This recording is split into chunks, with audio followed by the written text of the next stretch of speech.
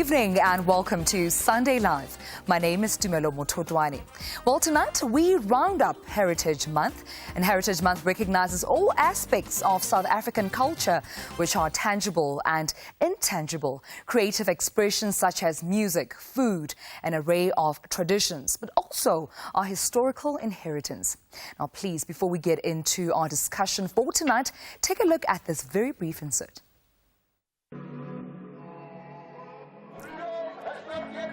A fighter. I saw a committed man. What he says is the truth, and you, the listener, should actually follow.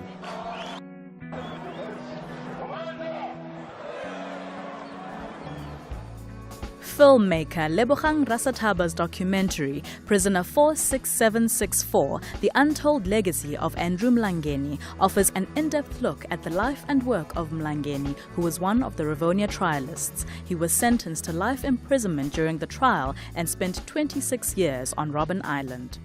It's easier to peg a story around a few dynamic people, you know, and then we forget about the everyday man.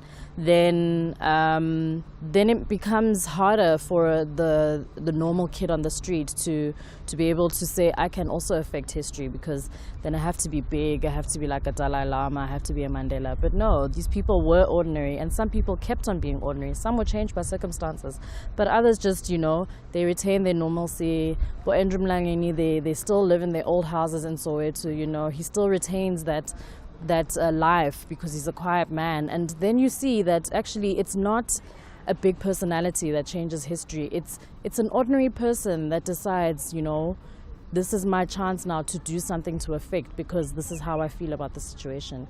And that's an important part of our story. That's how we tell it.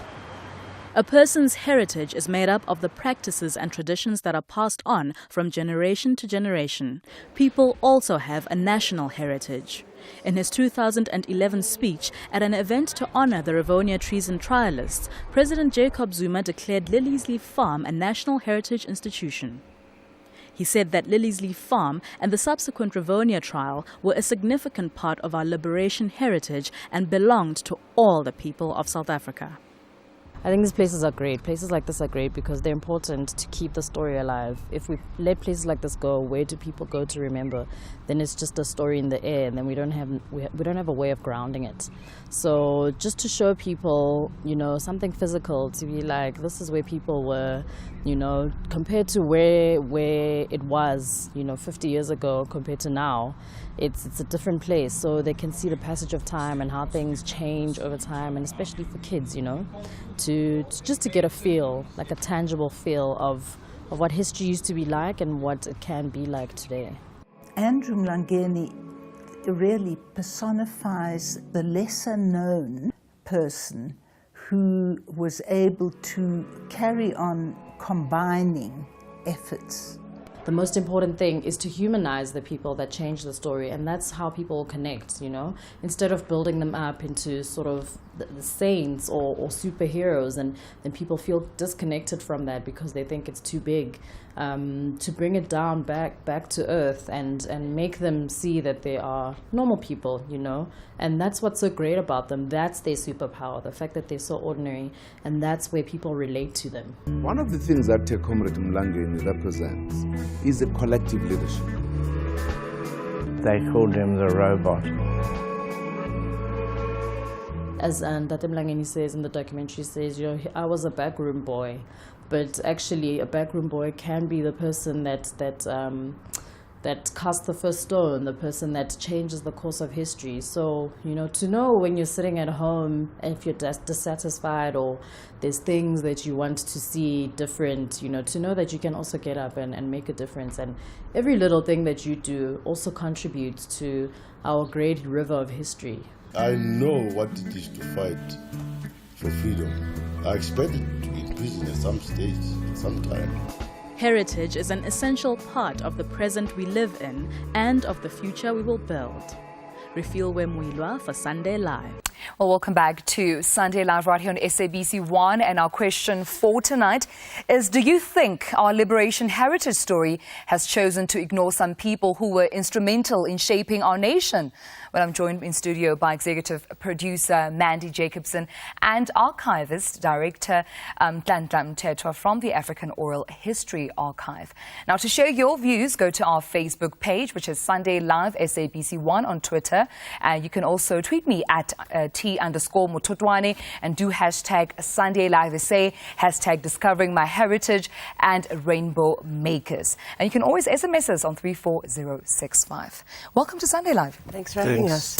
I suppose my question to you both is, has, of course, our history chosen to just ignore or deliberately omit names from our heritage, people that have been instrumental in shaping our country? Well,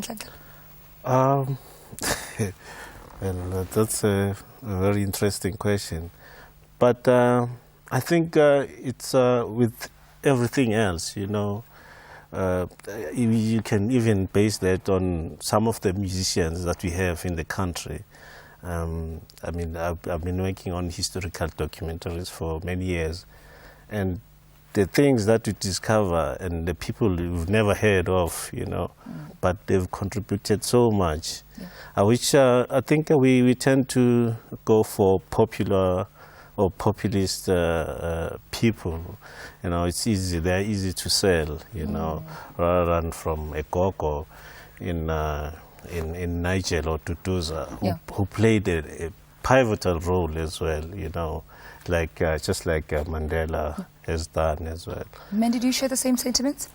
I think history is an ongoing project. Our cultural heritage is an ongoing story, and it's always going to be an ongoing story. So, as you saw with Andrew Mlangeni's story, sometimes it's easier to go with the known stories, like the Rivonia treason trialists. And Ntlanhla was working on a story about the history of Orlando Pirates, where the very experience of the community was as important a story about the history of Orlando Pirates. So what we're trying to do is, it's a mammoth task, and we would never want to say at the African Oral History Archive, we're telling the story. What we're at the privilege to do is we've collected and collecting over 150 testimonies from the very players, so the people that lived the history, their stories need to be recorded. And then it's the challenge of how do you get those stories out there. Ntlanhla mentioned that popular names are easier to sell. Has our heritage come to a point whereby it's about commercial gain? Who is more popular to sell? Whose content is rather more enriching or controversial to sell? Is it what it is all about?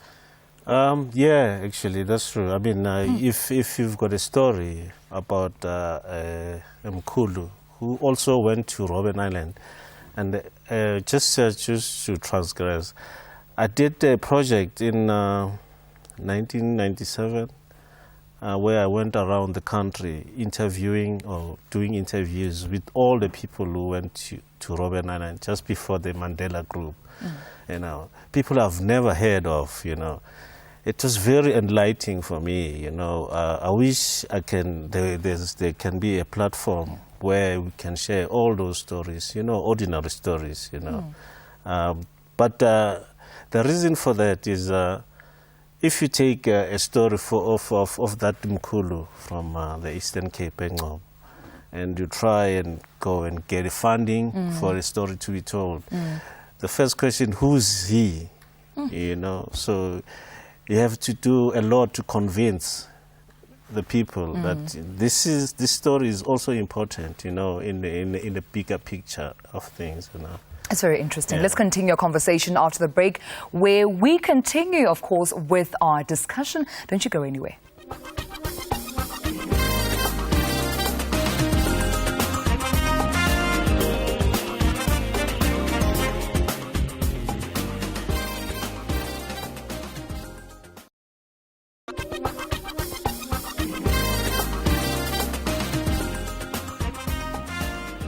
Welcome back to Sunday Live, and tonight we're talking our liberation heritage and about the people who we might not necessarily have known or heard of at the heart of these events that shaped South Africa's modern history.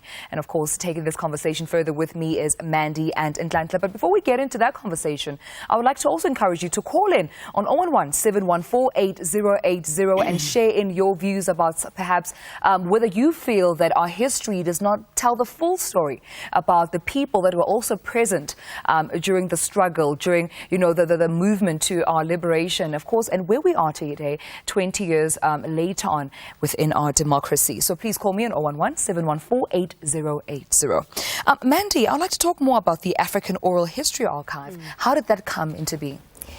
The African Oral History Archive is an initiative funded by the Ichikovitz Family Foundation, and its funder, Ivor Ichikovitz, has an absolute passion for our history because his child came to him one day, an educated 16-year-old, and said, "Dad, what was apartheid?" And it struck Ivor that the very real stories were getting lost, that it's one thing to learn about our past in a history book, but it's another thing to experience it firsthand. So he went off and hired a group of us filmmakers to start collecting, and to date we've collected about, as I said earlier, about 150 interviews, and it's a range of people across Africa. And I think the point that the archive makes is that South Africa was not a modern miracle. People made the history. And so our challenge and our exciting privilege indeed is to gather those stories and turn them into little narratives that then we can share with our country. Yeah. And speaking of those stories, let's talk about Plot for Peace. Tell me more about that film. Well, Mandy dragged me actually. Kicking and screaming. The funny part is that because I'm always busy, and she said, "No, this will take only 3 months." I thought you said 3 minutes. It will only take you 3 months. Don't worry, it's quick. But I ended up working on this story for almost 2 years because the story became so challenging as well. Yeah. You know, I also thought it's an easy story. You know, I can do that with my eyes closed. But the character, Genevieve, is a very complex character, you know. For the first time, because my challenge as an archive researcher as well, is to unearth or source material that you don't normally see. Because one of the mistakes that we do as documentary filmmakers is, for instance, we were talking about, we always go to people that we always see every time on TV. So that's why most of our documentaries end up looking the same, you know. And somebody who's not keen on watching documentaries gets turned off just because, I've seen this before, you know. So it's a challenge for me, you know, to try and get something new, you know, something that I didn't know, you know, when you see it in the cinemas or on TV. Where did you get that, you know, when people come and see it? All right, let's just hold it there and take our callers. We have a call in the line. Hi, Ms. Farosh. Welcome to Sunday Live. Hi, good evening. Good evening. I just want to add a little bit on to our history. It's important that we've mentioned people that has never been mentioned, that's been on the island. And you just do not hear about these people. For instance, John Marinus Ferris, never heard of him. With Alexander, Neville Alexander, with Dennis Brutus. You know, and that's for me with Mr. Goldberg. I was then 9, I'm now 67. Wow. And I'm trying to get hold of Mr. Dennis Brutus. I said to my son, we must do it just for our family. And that's what I'm going to do. Absolutely. To tell our people, to tell my grandchildren one day about how the police come into our home. Yeah. And just grab my nephew, and he's standing under the shower. You know, so it's not the whole truth and the truth. I'm very glad that this episode has inspired you to actually do more research Yes, and I am. find those names and those people that you would like to know their story more about. Thank you so much for calling us, Ms. Farosh. We have another caller, Anne. Welcome to Sunday Live. Anne? Yeah, Vijay. Ke okay? Yeah, Brian ukhuluma. Nami ngiyabonga ukuthi nikhulume ngalolu suku le-Heritage Day ngoba libalulekile uma umuntu nje usuku lakho kumele ulazi. All right, thank you so much, Brian, for phonela. Mandy, it's so important, actually. It's really humbling to hear that there's so many people who feel that even perhaps close relatives have played a role within the liberation of our country, or even in their own history as a family. But what are some of the most interesting stories that you've come across while you're unearthing these stories? All of it is interesting and all of it deserves to be told. And I think we must get careful about thinking that just because we are documentary filmmakers, we control that space of storytelling.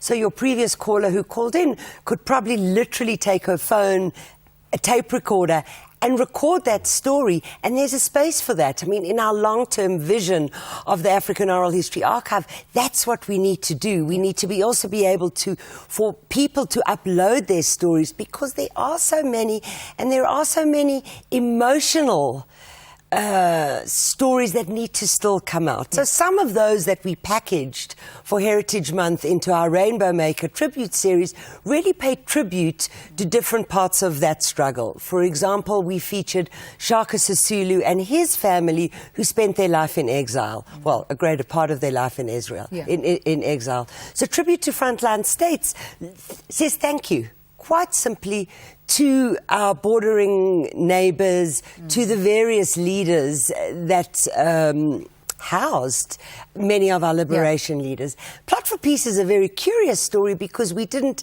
think we would uncover the story, but through the archives that we were digging through, we found this very curious bit of footage where a former apartheid soldier had been given an award, and this mysterious businessman called Monsieur Jacques was mentioned. So we were wondering, what is a Frenchman doing involved in facilitating regional peace? Let's hold it right there because I want to hear more about it and actually when it's playing, right? I know you have some good news for us. So after the break, we'll continue up with our discussion and wrap it up and also talk more about Plot for Peace and where you can catch it. Stay tuned.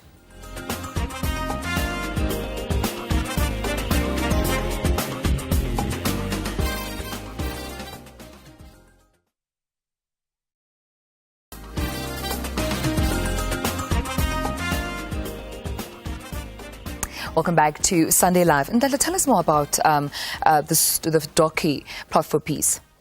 Oh, well, I just wanted to say, you know, telling of the stories. I was doing an interview recently with somebody. It was about the South African theatre. And he said to me, you know, Americans, they tell their story. Yeah. Whether they say they went to the moon and they fought the aliens and they beat it's their story. And they're unapologetic about it. We believe it, you know. So one of the things that I don't think we are telling our stories enough, and then somebody comes here and sees this richness of our stories. And that's how some of the movies from South Africa are made by people from outside. You know? So with regard to Plot for Peace, I think that's your question. Yes, and when we can catch it as well. Yeah, I think it's on SABC 2 tonight. Tonight, it's 9 o'clock. Yeah, I mean, it's a very interesting look, you know, on how some people were working behind the scenes, you know, people who don't necessarily appear in front of cameras, you know, and announce that this is what has been achieved. So this film shows that there was more, you know, there were people, more people, you know, who contributed to what we have today. Very true. Mandy, any last words? Well, I think the exciting thing is that all the different stories we're telling, we're trying to find fresh angles. So whether it's looking at Women of Style, where we look at the younger generation of Theodora Tambo, and she goes and revisits our women stalwarts and look at how they used fashion as a weapon of war, to Jean-Yves Olivier's story, who is a hidden world into a world that we don't normally have access to, that world of diplomacy, Shaka's personal journey. All of them are about finding the human story, the human values that remind us why we want to go back and learn about our past. That's amazing. Mandy Jacobson and Latan Teto, thank you so much for joining us. And we look forward to watching Plot for Peace, 9 p.m. tonight on SABC2. Thank you so much. Thanks for having us. And of course, let's take a look at the poll question results that we had for you earlier on. It seems that 60% of you said no, and there 40% said yes, but it seems like some names are chosen to be omitted from our history. Well, I challenge you South Africans to go out and do your research, because at the end of the day, it's our responsibility to actually find out who actually played a part in the liberation that we have today. But thank you so much for watching, and let's keep our conversation about a heritage going with the hashtag Discovering My Heritage, hashtag Rainbow Makers. And it's been a fantastic half hour this evening on Sunday Live. A big thank you to our guests who schooled us a little bit more on the struggles that were waged by our elders in the quest for our freedom as a nation. So from myself, Tumelo Mototwane, and the team, it's a good night. And as we leave you with the poignant African proverb that until lions have their historians, tales of the hunt shall always glorify the hunters. Good night.